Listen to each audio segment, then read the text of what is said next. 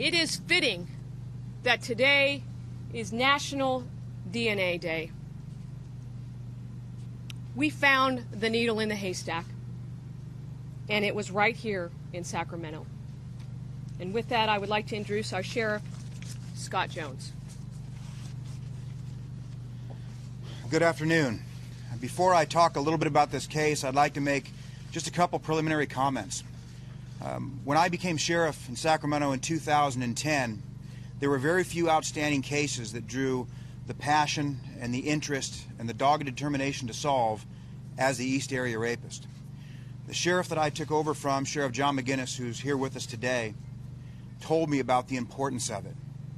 And I don't know that I fully appreciated it at that time, but I can tell you that without exception, weekly and sometimes more, I get telephone calls or emails to this day from former employees, former detectives, community members from all over this country that believe that they know or at least have some information on who the East Area Rapist was.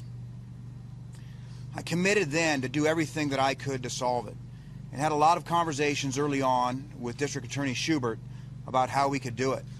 And those discussions really touched the passion of both of us to solve this case. Both of us committed the best and the brightest, our hand-picked folks, to oversee the resolution of this case and gave virtually unlimited resources and freedom to pursue whatever leads and technology currently existed.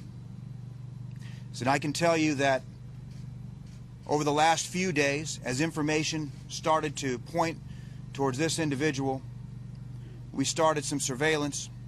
We were able to get some discarded DNA, and we were able to confirm what we thought we already knew, that we had our man.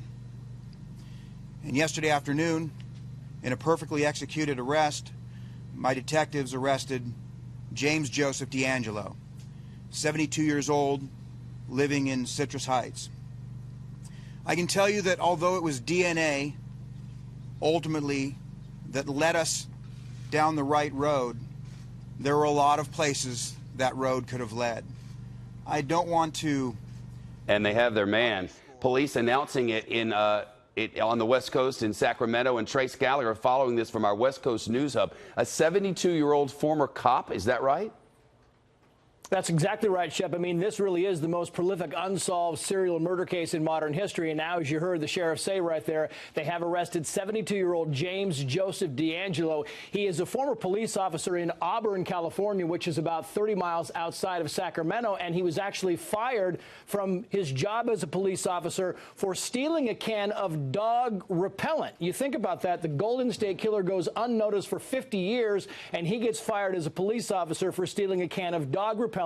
As the DA said at the top of that thing right there, the answer has always been in Sacramento. This suspect apparently lived outside of Sacramento for the past 20 years. He's now being held on 2 counts of murder if, in fact, he turns out to be the Golden State Killer, also known as the East Area Rapist and the original Night Stalker. He could eventually be charged with a dozen murders, 50 rapes, and hundreds of burglaries. Of course, it's been 42 years since the crime spree began in Sacramento, and the sheriff said, as you heard there, they never stopped investigating at all. The so-called East Area Rapist began in 1976 in Sacramento, always using the same M.O. He'd pry open a window while the victim slept, usually women who were alone or with small children, shine a flashlight in their eyes, and then rape the women, steal small items from the home, and sometimes he would even taunt his victims by calling them later on the telephone. In '78, the East Area Rapist became the Golden State Killer when a couple was shot and killed walking their dog. After terrorizing Sacramento, the San Francisco Bay Area, the killer, using the same pattern and same M.O., started moving down the coast to Santa Barbara, then on to Southern California, committing 7 more murders between 1979 and 1981. In Southern California, he was known as the original Night Stalker, but really, you heard the sheriff talking there, it wasn't until the advances in forensic technology that allowed investigators to match the DNA from the Night Stalker crimes in Southern California to the East Area Rapist in Sacramento and the San Francisco Bay Area.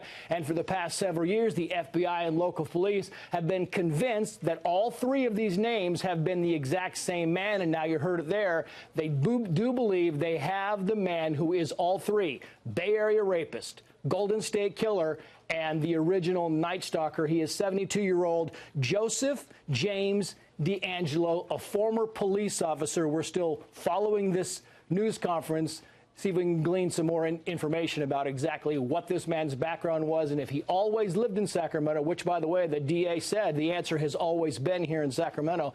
Unclear if he moved away to Southern California or Central California, or if he has always lived in the Sacramento area. Shep. Trace, I wondered if they gave any information that you know of about what happened when the takedown happened and whether he had been incarcerated on other matters at any point. You know, that's a good question, Chad, but I don't know because I'm not following the news conference anymore. But right now they're giving information kind of on the victims that he had over the years, and some of the victims are actually at this news conference. They didn't tell us exactly how he was taken down. They didn't tell us if he tried to avoid arrest. There's no information on that. We assume that will be coming in the minutes to come. But right now, they're just kind of giving us basic details of what went into this investigation, how long it took, spanning some 42 years, and what the key point was. We still don't know the linchpin. When they matched the DNA, how they got the DNA matches from the Golden State Killer and the East Area Rapist to this suspect is the big question. And as we listen on, we hope to find the answer out, Chip.